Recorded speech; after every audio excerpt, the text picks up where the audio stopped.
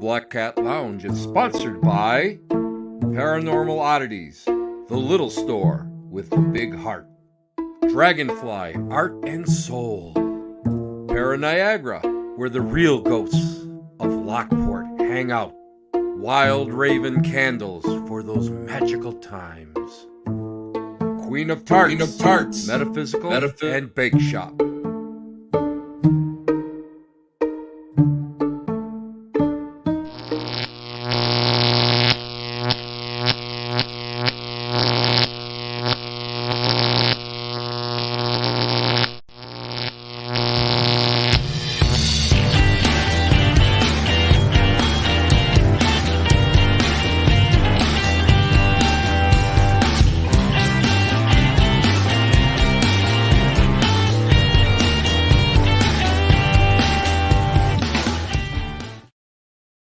Hey, everybody. Thank you for being here. This is Tim Shaw, your most congenial host, and you are where else? You're here at the Black Cat Lounge. Other people would just walk by the lounge and say, what's that hole in the wall dive doing, in this really nice neighborhood? Well, I'm here to tell you that sometimes you have to be a slumlord in order to really enjoy the true things in life, and yours truly can be a slumlord. And, the next logical thing that you're asking me, of course, is, why are you dressed like that? Well, today I have to say that I'm dressed like this in honor of our guest. And we're going to talk about things that are Victorian. We're going to talk about, true crime. We're going to talk about maybe a little mystery. And I got to tell you what, this lady is probably one of the most, I'm just coming right out and say, most up and coming podcaster that I've actually gone and I've actually listened to. And you guys know how many podcasts that I listen to. I love podcasts. When I had my recent cornea transplant, I had to lay on my back for that solid 24 hours. You couldn't do anything, and the only thing I did was I listened to podcasts. And it was great because I like this podcast, but I made sure that I didn't listen to all of them. And so I binge listened to every one of her podcasts, and it was great. And it got me through probably, I'll just say a few hours until my earbuds died. That's one of the things that happens.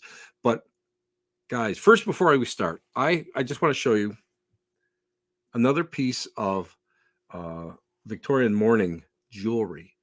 And we'll bring that up. And can you guys, there we go. We can see it there. This is a beautiful little piece. It's a nice little example. And you'll see in the inside, you'll see some blondish hair. That's human hair. And this is a memorial piece. And these are very, very common during that time period. And you guys know some of the other hair jewelry that I have collected and the hair art that I've collected over the years. It really means a lot to me. And it's so nice to be able to go and feel something like that really kind of gives me a story. And I don't know what kind of a story it is, but it just gives me that really great feel to it. And you know what? And to get off on like some crazy spiritual tangent, to me, everything has life. So it's all vibrational in nature, basic spiritualist, blah, blah. And when I pick that piece up, it really means something to me. So that's enough about me, enough about what's going on. Let's bring on our guest. I mean, our guest tonight is phenomenal. She is the host of a Good Night for a Murder, a true Victorian crime podcast. She is the consummate researcher, audio tech, editor, as well as host of this amazing show. And it's funny because I'm a jack of all trades too. And when I first heard her podcast, I thought maybe she was like, maybe she was broadcasting out of an NPR empty studio, sometimes people do that. NPR people have some podcasts. I thought she was doing it out of a professional studio. I thought that the way that the audio was edited was really tight and really just a wonderful, wonderful, wonderful cadence. I loved everything about it. And then I found out she just does it out of her home. And that to me is phenomenal. And you guys know how I feel about do-it-yourselves and getting your hands dirty and following a dream. I'm really big on that. And you guys all know that. So anyway, The podcast can be found through, well, I found it through Spotify, but there's like 100 different engines you can find it through. And if you want to keep up on the latest that our guest is up to, or she's wants to let you know what is the latest episode in her series, you can find it on Instagram and TikTok. So, ladies and gentlemen, boys and girls, and children of all ages, I feel like I should be P.T. Barnum doing this stuff. Please welcome someone who I admire. I really do. I admire as a podcaster, and I admire as an amateur historian and lover of the Victorian age, Miss Kim Ess.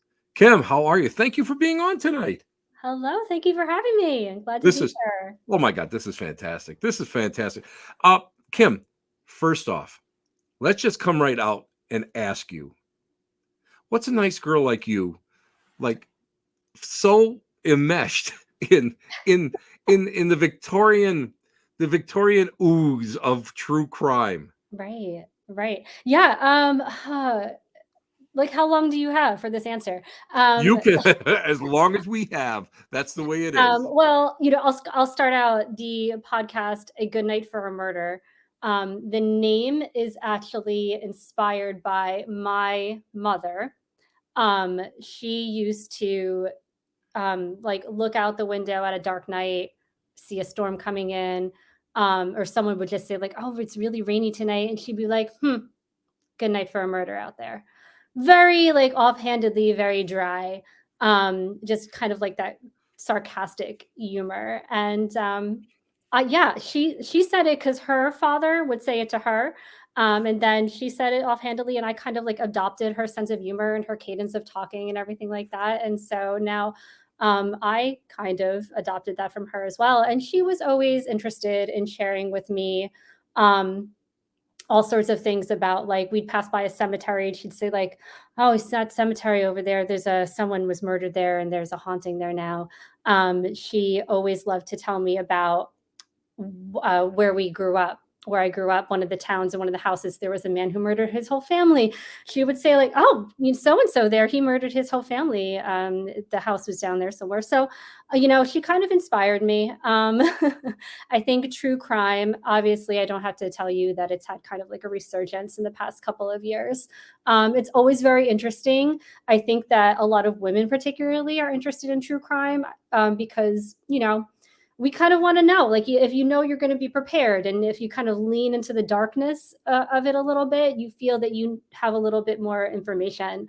And then again, the history and the Victorian part of it, it's kind of niche, but I think a lot of people um, kind of romanticize the Victorian era. I know I kind of do. They kind of look back and they see the history of the Victorian era and all the weird and unusual traditions and things they had. And they were like, well, why? And a lot of people can trace their ancestry back at least to that far and know where their ancestors were and that sort of thing, at least here in the US and in the UK. Um, and I think that has a lot of appeal to people. And that's part of the appeal for me. I just think it's so interesting, all the traditions and the history that they had and they followed. So that plus the true crime, there was a lot of it. When I kind of started the podcast, I was like, well, how far can I really go with this? Like, a lot of the popular stories, and I'm like, oh, I definitely want to cover this and that and what have you. Lizzie Borden, H.H. Holmes, Jack the Ripper, everyone knows those. But there is so much more. And there's also a lot of techniques, I would say, and a lot of like investigative techniques that were pioneered during the Victorian era that like we use today, like fingerprinting started in the Victorian era. Um, I was just writing about another story that was the first that happened in the Victorian era. But they kind of used to let people come and like traipse through crime scenes, and then they kind of learned like, oh, like, well, we shouldn't do this. So I think it really inspired a lot of investigations today, how we do things now. Like it started then, and I'm always really interested in like, well, when was the first time that happened, and when did we first learn that? So. This is, and in my case, I had a great uncle that Mhm. used to go and tell me all about a gentleman that had fought in the Civil War. Mhm. And my father was sort of a history nerd, and I really kind of walked in his footsteps. But the Victorian age became something more of an obsession with me. And I think certain people it really resonates, especially when you start looking into family. You hit it right on the head with that. Because I can trace now my family to, I believe it was 1853, or yeah, it's like 52 or 53, when they came over from Scotland. Mhm. So it's kind of amazing. And then you start really, and what the more you start reading about it, the more it becomes. I'm sure that you're very visual like I am. Mhm. When you're reading or you're listening to something, you visualize it and it becomes so real. And then when you get a chance to go and maybe go to a living history, uh, place, or you get to, see reenactments or whatever, Mhm. it really becomes alive, and that draws you right in. I always call that's the 1-2 sucker punch. That's why so many people reenacted the Civil War during the 130th anniversaries, and Mhm. there's such a resurgence now, thankfully, of the volunteerism at many of these historic sites, because of the fact COVID just destroyed them. But it's really great that they're coming out and do that. Now, when we start talking about the Victorian age, and we start talking about that, what's the first thing that you think of? Do you think of like people, like The women in clothes. I think Bigfoot? I think of the clothes. Oh, the clothes, The yeah. the dresses Oh and, my God, yeah. just, like, the routine and the care that people took with it. I think especially for women, right? Because, like, they didn't work, you couldn't work, um, mostly, Right, so that's what right. comes to my mind, but then also you think of, like, the Victorian architecture, like I said, that, like, I credit my mom with getting me into a lot of it. I think when I was about 7 or so, they took me to Newport, Rhode Island to visit the mansions there. Oh my God, they're Um, gorgeous, aren't oh my they? gosh, beautiful. Yeah, oh, I've Yeah. I've been back twice, just, like, with friends from college. I was like, "Guys, you have to see this," and they're like, "What?" And I'm like, "No, you really have to." And everybody's always impressed with it, right? Like, Hmm. it's not something you think of, like, middle schoolers or college age kids wanting to do, but anybody I've ever talked to about or showed it to really, really loved it. So I think of, like, the clothes and the home and the lifestyle, and I think of just, like, the day to day, which is really impressive to me. Well, it's always funny. And here I am. Now you can tell where I come from. Automatically, it's the ports, the I won't say the downtrodden, but the middle class and Mhm. the working society. And I look at it, and it's like, to me, I see that I'll be honest with you, I'm a fan of Charles Dickens, and I mean, and Bleak House, and all these different things that he has written about. And I have a friend that actually portrays him, in the theater. But I start seeing these social changes that come about, whereas, where it was so draconian, and then they start going and forcing forcing better buildings, because those buildings would collapse, and Mhm. they were only built for 5 years, and then the landlords would walk away. The care for different, for all the downtrodden, all the people that were actually living basically in the sewers, to be able to go out there and bring aid to them and food, and you start seeing the growth of those societies. It is amazing. However,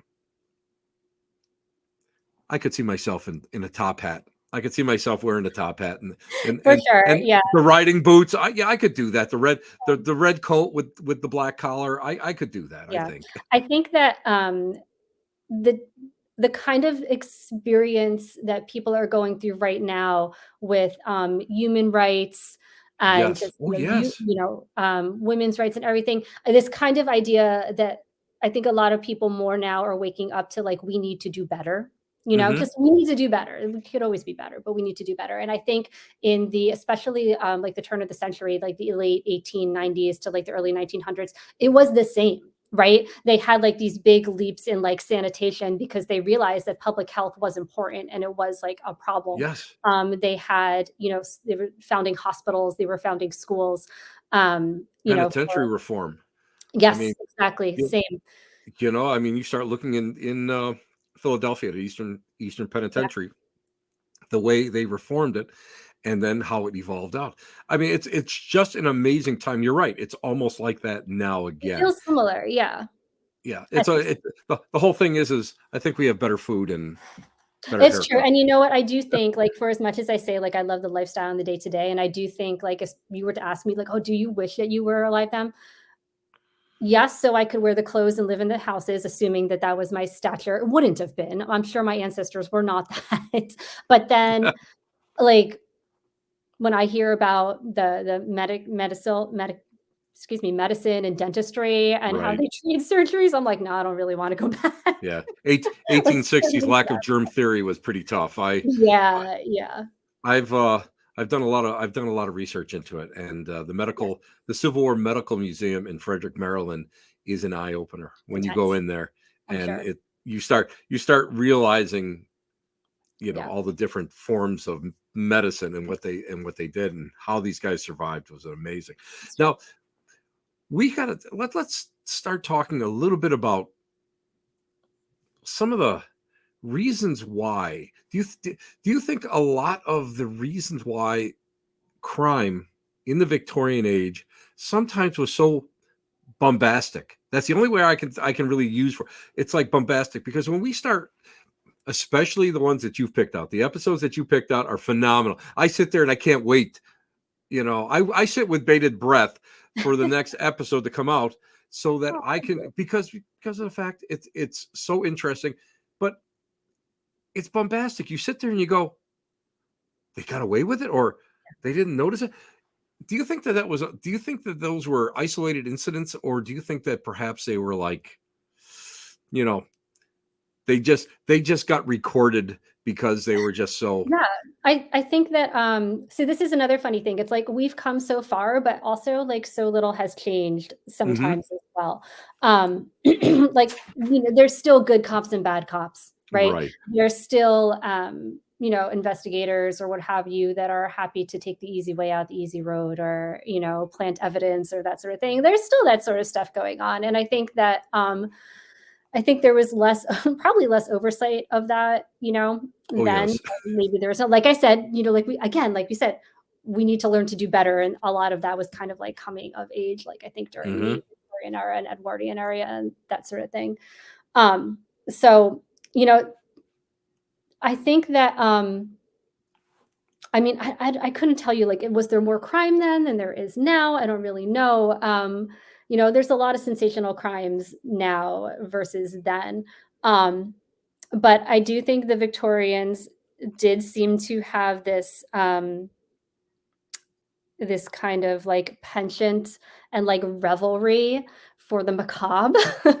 Oh Uh, yes, yes. yeah, and so the ones that were particularly like they were used to people having accidents, and they saw death every day, and like long drawn out horrible diseases. They saw that every day. So when it was something that was a little bit more like over the top or gruesome, I think that a lot of people kind of like, latched onto that a little bit more. And those were the stories that they wanted to talk about. And that's why those are the stories that have kind of come along to us today. And then I think the other thing about stories from the Victorian era is that the journalism and the kind of record keeping that went along with it was not always on the up and up and was not always super accurate. So I think Hmm. that a lot of stories and a lot of facts got kind of twisted into like this like lore versus fact. And I always think that's really interesting to sort out. I've covered a couple stories where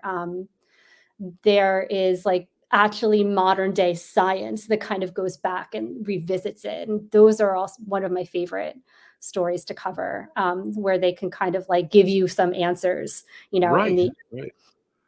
Well, look when fascinating. they went to the Lizzie Borden house Yeah. and they used luminol on Mhm. the on the underside of the floor so they could find where the blood Yeah. pattern was. That to me is fascinating that you can go back and look at that. Now Yeah. you mentioned a little bit about the literature. I'm one of those people. I love zines. I love pulp. I've been brought up on that since a little kid. The Penny Dreadfuls were Yeah. amazing. Yep. And when think about that, I think, wow, uh, this was something that was sensational. All these cases were either made up or sensationalized, and people actually loved them. And in the vein of the Penny Dreadfuls, you have all the dime museums that started to pop up all over the place. You had Madame Tussauds Wax Museum, which came, and people Wax flocked museum. to it of Mhm. all social levels, and that to me shows me that this was something beyond everyday life. This was, I think, a little bit. I think it was a little bit like escapism versus we would go to the movies to see a slasher movie or Sure. something of that nature. And uh, then, of course, you had during all this time period, you've got the Elephant Man coming out, and you've got all your freak shows and all Yeah. that Mhm. travel It's like literally super travel the normal. world. Yeah, and it was normal, and that's the way they everybody thought of it. And to me, that is just, I think, to me it's normal with my collections and what I Sure. do, but I think for the average person nowadays, I think it would be a little bit more of a shock. And like you said, they were used to death every day. They were Yeah. used to Yeah. they were used to people being sick for literally years or crippled for years and not being able to go and do anything about it and just slowly waste away. So I think we have to I think the biggest problem people have when we start thinking about the Victorian age is when we think about it in modern terms. Mhm. Yeah. And I think we have to go and we have to adjust ourselves. I won't say to put a screwdriver in your ear and tweak your brain a little bit, which I need.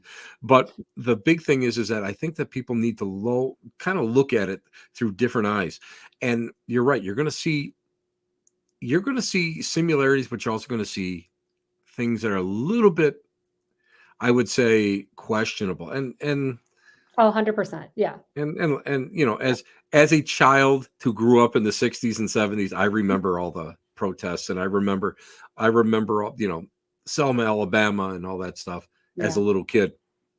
So I'm thinking how bad it was there. Can you imagine what it was during Victorian times? That had to be brutal.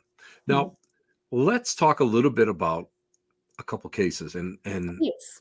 I we talked off air, and I picked out like my three favorite cases of all times that have been on your show so far. I'll just say so far because I know that you have planned There's more. many more coming up, and I can't wait. Uh, let's talk about the children of the Alleghenies. Mhm. Uh, give everybody just like a little. I won't say cliff notes, but what I'll that tr was I'll about. And try. Try to keep listen, it brief, right? it Um, doesn't have. Listen, that's what's nice about my show. I have no restraints, so yeah. whatever Um, you would like. so the Lost Children of the Alleghenies, first off, that was a bonus content episode, that's available through Patreon. That's where you heard it. Um, so that one is, behind the Patreon paywall. It was the bonus content to, I believe, the Green Greenbrier Ghost, the I Greenbrier think Ghost. yes, I think it Yeah. was.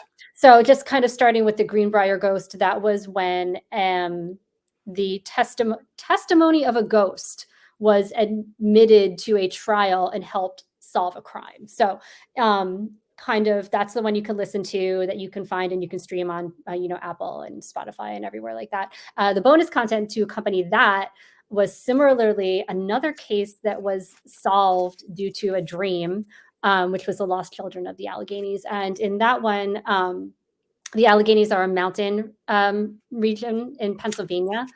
And there was, a family that lived in a cabin in the woods, and they had two small children, I believe, ages 6 and 8. And they go missing one day. The mother thought they were the father. The father comes home. They weren't there. They start a search, all over the mountain. People come, they said people came from like far and wide to help with this search.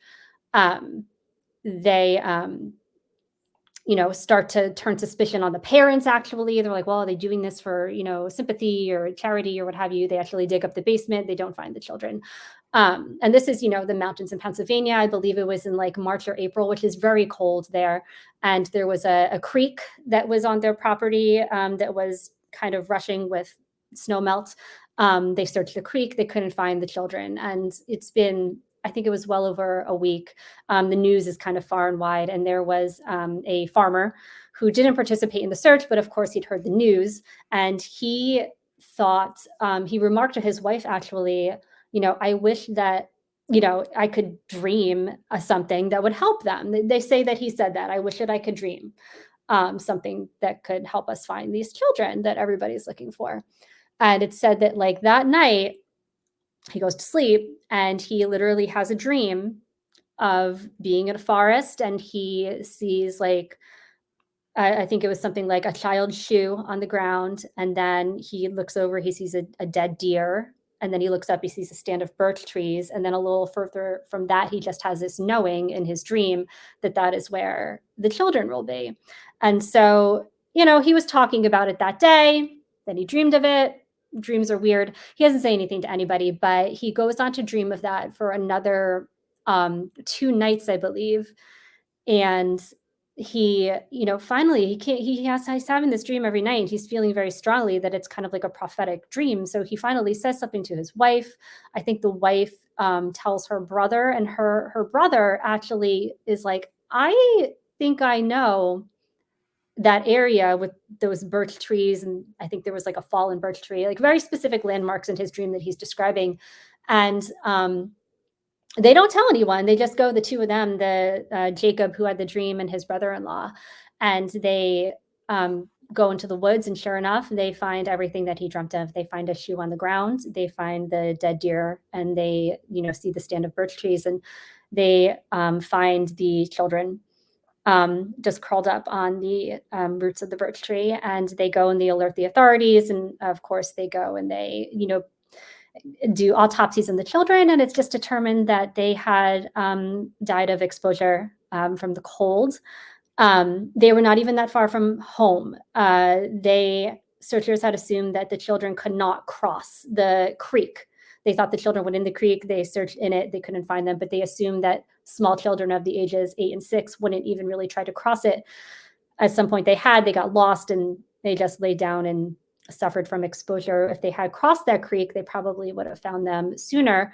And then that was it. That was kind of the end of the investigation. They the couple, the parents, no suspicion was put on them. They did go on to have like 8 or 9 more children, and they buried the 2 boys in the cemetery, which is still there, that you can go visit. And they put a monument in the woods where the children were found. And I think at the end of that episode, I remarked that there's not enough answers for me in that one. Nowadays, he had a dream and he found them. It's very suspicious. The best we have is Victorian era science, which says it was exposure. Is that true? We'll never really know. So that's just kind of like an interesting story. Again, it's in the Allegheny Mountain region in Pennsylvania. It's a little bit close to where I am. So that was an interesting story I thought of. It's an amazing story, because the reason why it struck a chord with me is because, being a spiritualist, and I've studied all sorts of sources all through my life, and having spiritualism in my family since the 1880s, I've been able to read a lot of the early tomes, the early books that were published, and it's not so unusual. Where they call it conscious dreaming, and also in Appalachia they actually have a form of that too, in their Appalachian hoodoo. And the minute I heard that, and when when he dreamt it 3 times, 3 nights consecutively, that was always something that in the books that I have read, and people, especially, and I knew a lot of the old timers, I'm not going to say that they were old when I knew them, but they were probably my age, and I was probably like 12 years old or 13 years old. And they all said the number three had a lot to do with remote viewing and Amazing. doing this stuff. And it's kind of funny now because I do know people who are working on missing persons cases Mhm. uh, that are psychics and that sort of thing. And it's scary sometimes how realistic these visions become and how close they actually come to it. So it's really it's really neat. So I was just like enthralled with it. Now here comes the one that's going to be. And oh, before I forget, you know what I love about the podcast is that your episodes are not just in the United States or in Great Britain. It's on both sides of the pond. Yeah. And that is what's fun about it because I love, as you know, as somebody loves Victorian stuff, I love everything they do in Great Britain and but then a lot of people don't give credence to the entire Victorian experience here in the United States. Mhm. And Yeah. that to me is so fascinating. It just, and again, that fuels my collection of Victorian mourning objects and that sort of stuff. But Very cool. when we start talking about really bizarre, and I'm going to just throw it right out there, uh, bizarre cases. Let's go back to England and let's talk about Mary Percy because Mary Percy, this one, I'll be honest with you. I had to listen to it twice. I had to listen to the episode twice because I remember reading about it many years ago. Yeah. But this was one that was like that. It kind of even like I sat there and went, "What?" I felt like the RCA dog. My head was cocked, and I was like, "What? What happened? What? People saw this?" So I'm going to just turn it over to you because I can't give it justice. I tried to explain it to somebody earlier today, and I said, "Just when I said when when the podcast comes out, you'll have to go and watch it because it's that great." Yeah, yeah. Yeah, I mean, jump in if you recall facts that I don't recall from this one. I find myself on the podcast. For some reason, I cover a lot of female murderers, which I didn't expect that it would happen that way. Well, um, if you look at now, just look at how many women were executed right. during that time period, Mhm, and you start looking at the how many women were and children were deported mhm. to Australia, to Canada. You start looking at the really severe punishment for stealing a, a roll, Yeah, some vegetables. You start seeing that. So I think that what you find is that men are men who are criminals are actually uh, they're much more violent yeah, and they've had something that was larger than life, and I think that women kind of snuck in there, yeah. but their numbers were great, much more than what people would think. Yeah. When I have, my obviously I have my list of stories that I want to cover, and like when I'm trying to plan out episodes, I'm just like, okay, violence against women, violence against women, violence against women. Here's a con artist story. Okay, put that one in there. Or violence against women. Hmm. I'm like, I need something else. And so I was trying to just like fill with different types of stories. And yeah, and then when I did find the ones who were the female murderers, their stories were kind of just like more mind blowing. They had like extra elements of like the poisoning and the Right. planning and the resourcefulness. And I think Mary Big Percy time. is one of those. Big Um, time. Big time. yeah, yeah. So let's see, I have my notes up a little bit for Miss Mary Percy. So I can kind of revisit her a little bit for Oh, us. she's but again, and it's common if you start looking in crime, true Mhm, crime, men are more apt to be violent. mhm. The explosion, the rage. Women will they kind of they listen. I'm not going to don't hate me, but I'm just going to say that women can be a lot more conniving. They can be more manipulative, more secretive, They play the and long game. pre-plan everything so that it's sort of like, well, I already know 10 steps ahead. See, that's the difference between your mind and a man mind, because my man brain doesn't, I can't conceive that far Yeah, ahead. it's also just like in the Victorian. I mean, now too, but in the Victorian era, they just had this idea that women were just simpler than men, to be honest. It's just Right, out of it. right, Women were right. very, very apt to succumb to emotion, right? It's just a Yes. women thing. Women were just like this, but men had this very, were just hardwired, just different in that they Mhm. needed like immediate, action on things. And I think that's kind of just like how society put expectations on people, and that just gets carried out in everything, and that's still not that Exactly. even different today. But definitely for Mary Percy, she played the long game. Yes, I she did.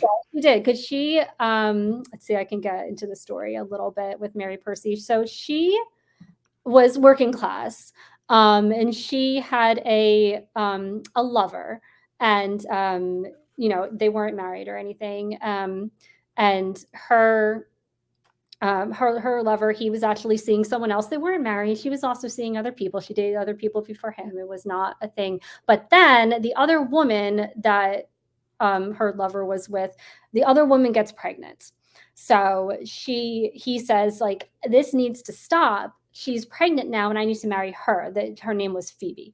The man's name was Frank, I believe. So Frank is seeing Mary and Phoebe. Phoebe gets pregnant. He says, Mary, we need to quit this because I need to go be with Phoebe now. And he does. He does. He goes and he marries her, but they don't stop their affair. Frank and Mary. It continues, and I think Mary actually ends up um, befriending Phoebe.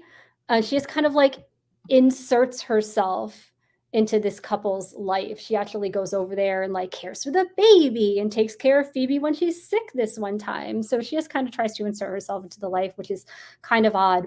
Um, and it's kind of, people say like, well, that's kind of weird. Did the wife have anything to say about it? She's like, why is this woman always coming around?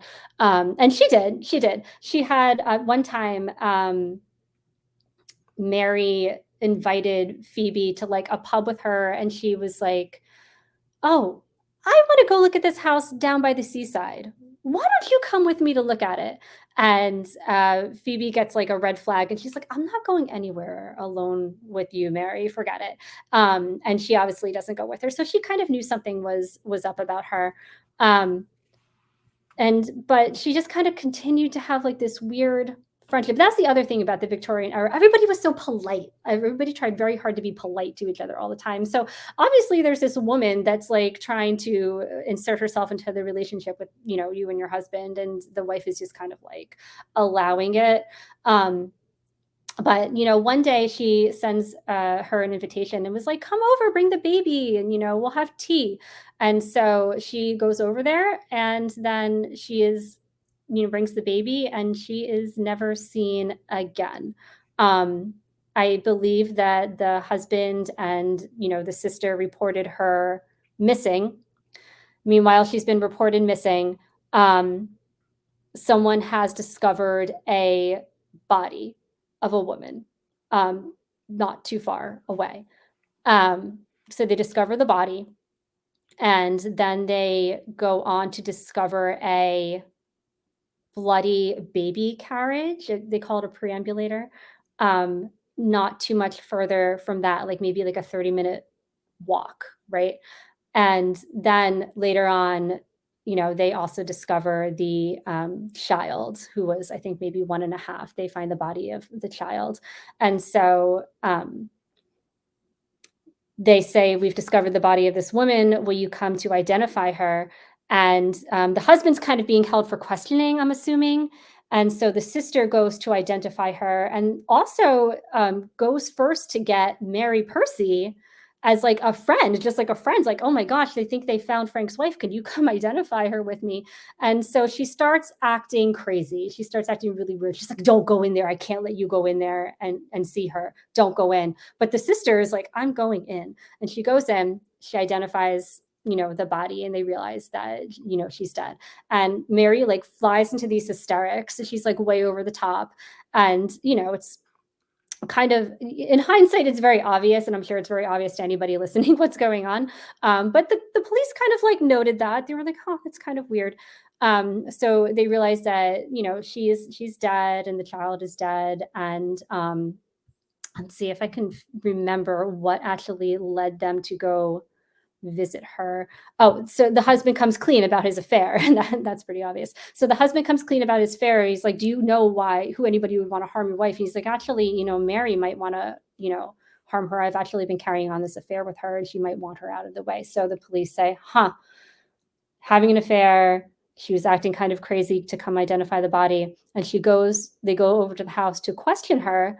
And she opens the door and they come into her kitchen. She's like, "Yeah, come in, have a look around." And they look around the kitchen and the kitchen is covered with blood. And I think there's like a broken window and there's like a Wow. bloody knife like laying on the stove or something like that. And they're just having a look around like visually. And she tries way too hard to play it cool. She goes into the parlor and starts just like singing on the piano and playing the piano and singing songs. And they're like, "Excuse me, Mary, come in here. Why is your kitchen covered in blood?" And she's like, you know, um, "I get nosebleeds sometimes. That's it." And they're like, "Well, what about this bloody knife?" And she's like, "Well, I was killing mice." And they're like, we don't know about that. What are you talking about?" And and she just starts kind of doing this like sing-songy, like killing mice, I was killing mice. Kind of like it reminds me of when someone puts their hands over the ears, they're like, "La la la, I can't hear you." Like a kid doesn't want to listen to you. She just starts acting crazy. Um, so they're like, "No, you're gonna come with us." And I think they find the dead wife's wedding ring in her house. And there might have been one other bit of evidence that they just like couldn't disagree with. So they bring her in, they have a trial.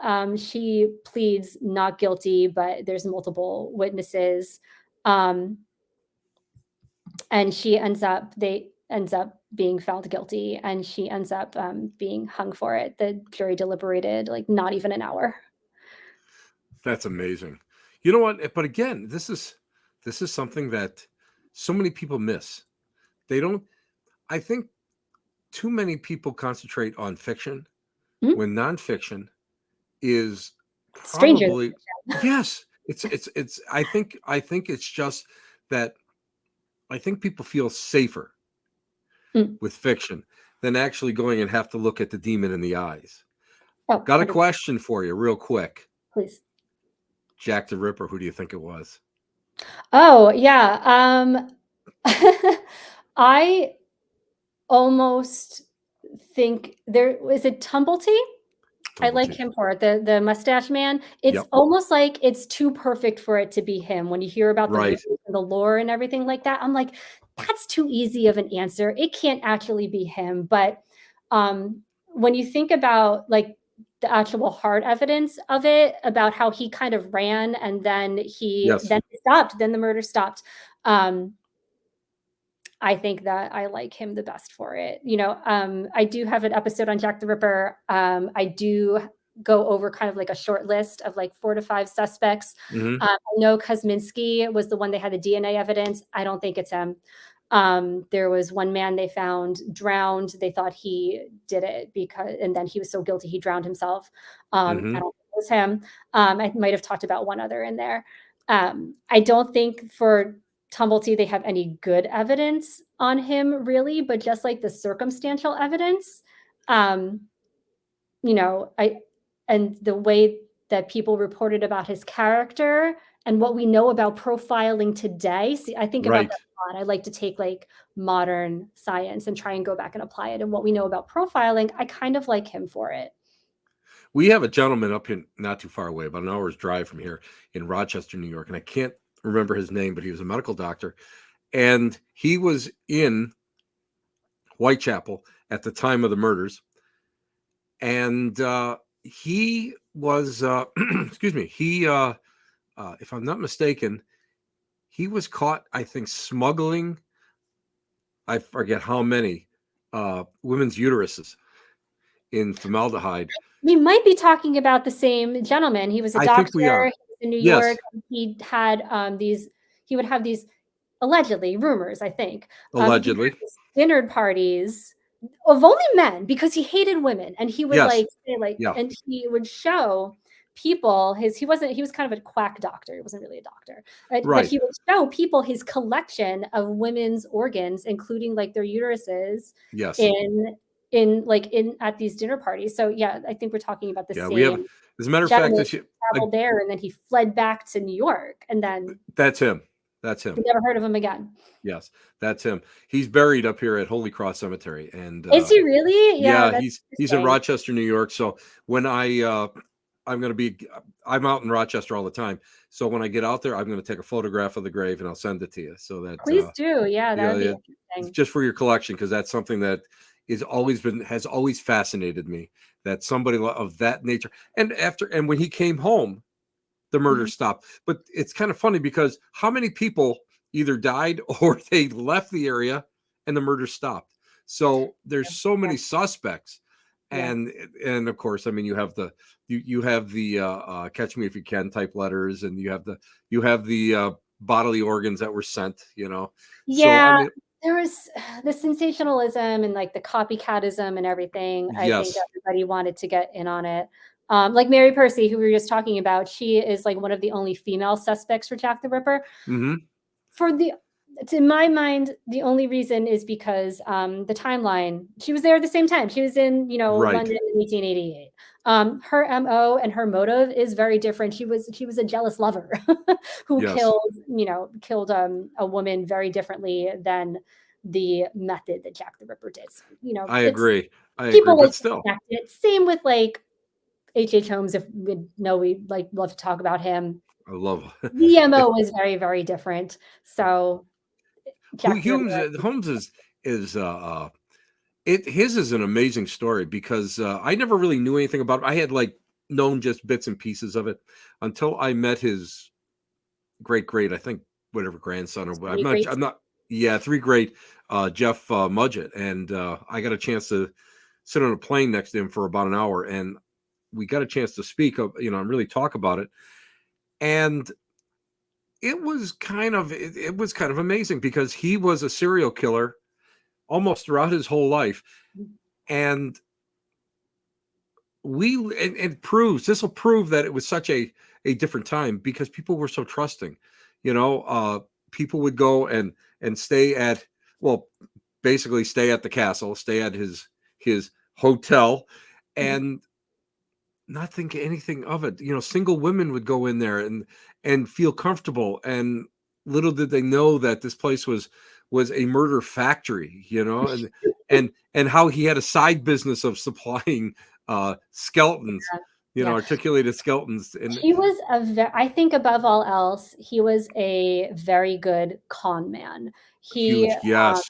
yeah, I don't think that he preyed on women in the way that, like, Jack the Ripper did, or, like, even, like, Ted Hmm. Bundy or anybody else did. I think he just offed people who got in his way, to be honest. And I think one of his cons was, these women who he thought had money. So he would prey on them, but if they learned too much or whatever, they just got to be inconvenient. He got them out of the or way. So or took care of those his two, I think it was nephews, was it, two relatives that he went and they ended up in they think that he asphyxiated him in a trunk. I believe it yeah, was. that was, I have an episode on H.H. Holmes. And I did try to get to, like, a bottom of a lot of, like, those myths. And it's funny, a lot of, like, the murder castle. First off, it wasn't really a castle. It was just kind No, of a hotel. It wasn't even really a hotel like the way mm, we think of a it hotel. was It a didn't boarding house. It was a boarding house. That's Yeah, all it yeah, it was. had, like, Yeah. apartments, it had, like, long-term renters and everything.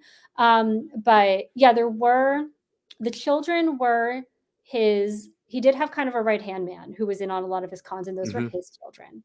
Um, and he conned the wife of his partner, to just kind of, like, trusting him, and she questioned it all along the way, and she got more and more anxious as time went on, but because he separated her from her children. But he was kind of move take this train, stay here, do this, and they were just kind of like, oh, okay.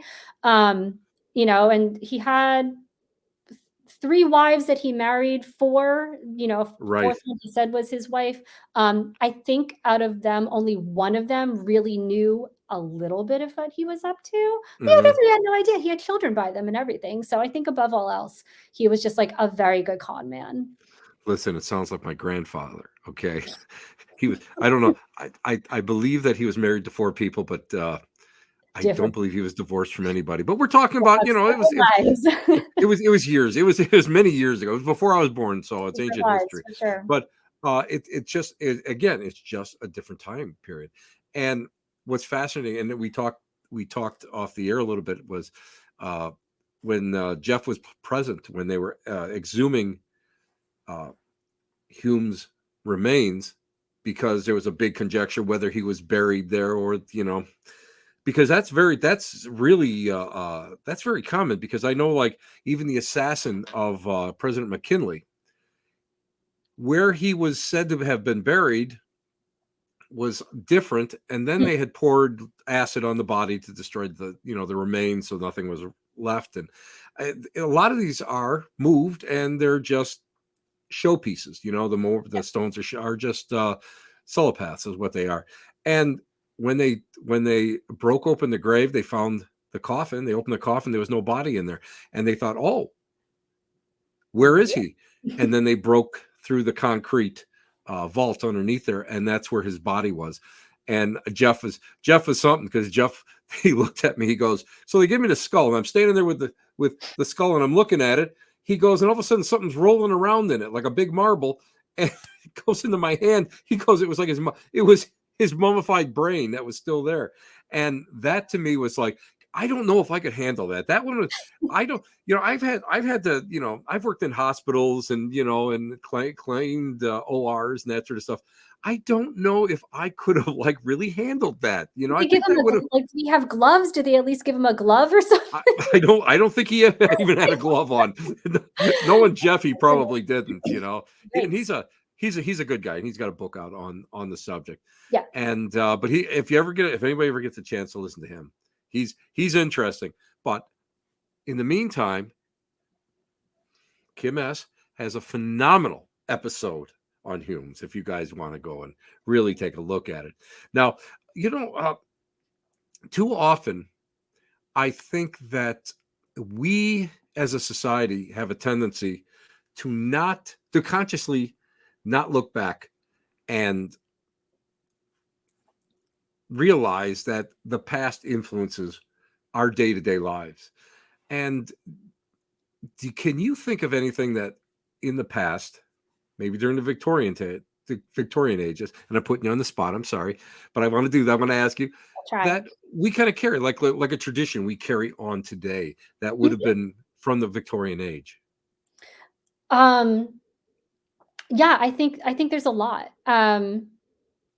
I think, well, we talked a little bit about how ideas shifted as far as, women starting to go into the workforce and, all Hmm. that sort of thing. And I think that a lot has changed, but also not so much has changed. We're still, working with a lot of those mindsets. But if you follow me, I post a lot on TikTok. I post on Instagram and I post on TikTok. And a lot of my TikToks um, are just kind of about, mourning traditions Hmm. or just like holiday traditions that were popular in the Victorian era. And I always get like so many comments of people saying they still do these things. Like a lot of people have heard of when somebody passes away, you need to open a window in the room so their soul can go out. Right. A lot of people say that's a nursing thing. They do it in hospitals, nurses do it. Well, That's super I, common. A lot of people I know. can tell you that in hospice, having several people that I know have gone through hospice, when we would go in after the person passed away, they would have opened the window. And Mhm. I remember asking a nun that was working there, why did you open the window? Because I knew the reason behind it.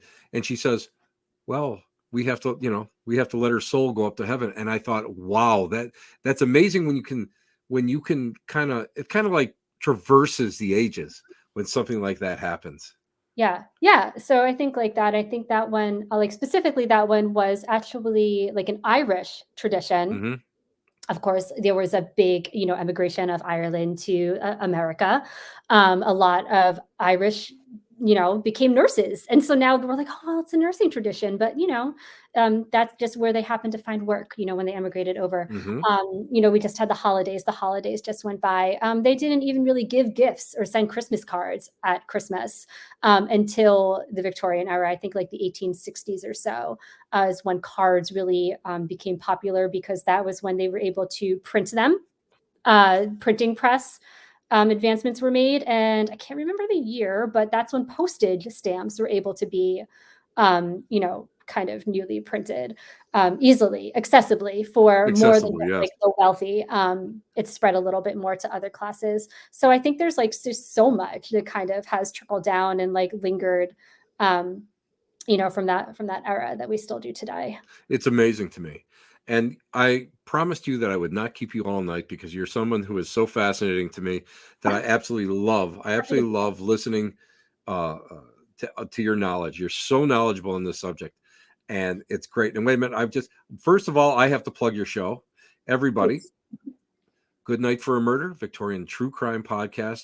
You guys, seriously, you have to really take the time and listen to this. If you are interested in murder, if you're interested in history, if you're interested in the macabre, whatever, this is the one for you. I have to say that I really uh again, I've listened to so many, and this one I absolutely endorse 100%.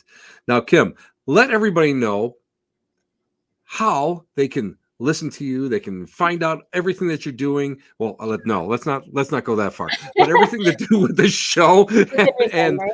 and yeah, Mhm. please, plug away, because again, this is something that is so important to me, that if we can spread the word, even through a little show like this, little grassroots effort, if you can pick up a couple more listeners, that's all I care about. Yeah, thank you. No, again, and before we close out, like again, thank you so much for the opportunity, and I appreciate the support. And I'm just happy to be here and included in the conversation. It's been lovely to meet you.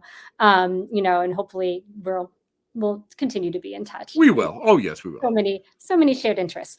Um, Yes. so the show obviously is a good night for a murder, a Victorian true crime podcast. As we kind of mentioned at the top, I produce it completely on my own. I research it, I write it, I edit it, I do all the social media, I do the website. So it's completely a one woman show. I have a full time job, and I'm a single mom to a 6-year-old on top of it. So I do it completely in my free time. So any support that anyone can give is 100% appreciated, whether it's just like listening to the show or sharing it. It's already gone so much farther than I hoped. My little voice has made it to like so many countries and cities and everything. And it's really super exciting to me. It's on pretty much any podcast streaming network. You can find it on Apple, Spotify, Amazon Music, Google, any of the smaller podcast ones. I don't have a video component yet, so don't look on YouTube, but maybe in a couple of months, check back there if you're interested in that. I am on Instagram and TikTok at A Good Night for a Murder. You can follow me there. There's a website, which is agoodnightforamurder.com. I have a newsletter there you can sign up for. It's a once a month newsletter. I post, like the roundup in case you missed anything. And I also reveal in the newsletter what is coming out next month. So if you want to hear what's coming out next month, sign up for the newsletter. There's also a Patreon. Every time I release an episode, I do a bonus content episode that goes along with it. So that is the $5 tier. You also get like a shout out and a sticker and a postcard that I hand write you in the $5 one. But there's also like a lower tier at a $3 and then a $1 tier. Just if you want to give a little bit support, those have some benefits as well. Like I said, I do it all myself. So if you want to check it out and download it, give it a little review. That's always a nice free way to support. I humbly ask for the 5-star rating. That's what makes the platforms take the show seriously, when it sees people engaging with it that way. So that always supports me as well. I've only been doing it since about maybe June of this year. So it's just an itsy bitsy baby podcast. but it comes out every other week. There's a new episode. There's usually one focus of a case or a story. I also add in little Victorian society tips, I call them, which have to do with Victorian lifestyle and traditions. So little history facts in there as well. They're pretty brief, and then we get into the story of the case. I cover well-known cases, like we talked about. I cover Jack the Ripper, H.H. Holmes. I cover Lizzie Borden, and also like lesser-known cases that you probably haven't heard of, but nonetheless fascinating, nonetheless. So I think that's my plug for the show. Well, listen. I was impressed, and everybody. I'm just going to tell you something. This Scotsman doesn't open his wallet for anybody. I am a $5 member. I'm not going to lie to you, $5 a month, because I believe in it. Thank you for it. I really no, but I really believe in it, because I really think that it is quality. And when I first started, I have some people that have been dogged over the years that have kind of stuck with me. When we went from I can't even remember where we were in the beginning, to we went to CBS radio, and then we went all 100% internet and everything. And I have to say that this is probably one of the best podcasts that I've heard in a long time. It's so creative, and I know so many of my listeners that have stuck with me throughout the years and have put up with all the insanity and the guests that I have I have brought on. We'll all agree that you were probably one of the top 10, and it was really so wonderful. And I want to thank you so much for taking the time out of your schedule. Oh my God, a mother of a 6-year-old, dear Lord, and a full-time job. So I'm just going to tell you, this is the hallmark of a genius, because she can juggle all of it. And like at 2:00 in the morning, she's on. I think she's recording her podcast. So guys, really go and support Kim. Kim, stay just for a couple minutes while I say goodnight, and we do our outro. And I want to thank you properly off the air. So thank you so much. I appreciate it more than you know. This was a great show. I'm all happy now. Glad to hear it. Thank you. Guys, listen, this is what's fun about what I do. This is what I love to do. And I get a chance to meet so many wonderful people. People who are, just starting out, people who have really, they've got the passion, they've got the drive. And you know what? This is something that I try to go and instill to everybody. You guys know that if you followed me on the convention circuit, or you've heard me speak at a church, or you've heard me speak at a shop, or wherever, I'll speak at a bar mitzvah if you want me to speak there. But the idea is that I go and I try to let everybody know that there's a passion involved with what we do. There's so much out there that we can do. You can't ever stop. When I retired, you guys all know, 6 years ago when I retired, I never stopped. I kept going. And the reason I keep going is because there's a passion. This passion has burned in me just about my whole life. And you can never stop learning. You can never stop searching, researching, enjoying your life. Never stop. Never stop. Question everything, of course, but never stop. This has been Tim Shaw, and you've been listening to the Black Cat Lounge here on, I don't know, whatever network you're listening to. So, guys, we'll see you next week, Tuesday. Be good. Hang out where the elite meet next to the dumpster transfer station. Ciao, babies. Take care. Bye-bye.